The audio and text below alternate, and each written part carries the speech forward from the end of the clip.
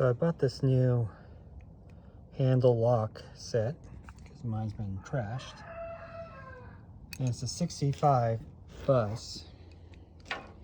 And when I look at this, I can't tell if there's like a collar on there or if I can just hit this shaft and it'll pop out.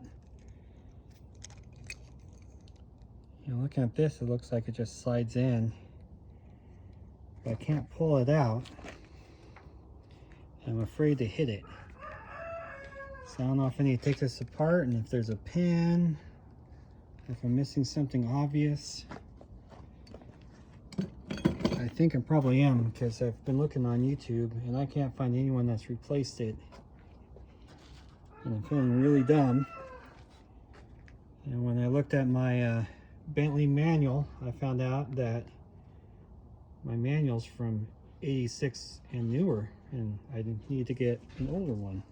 So any help would be great.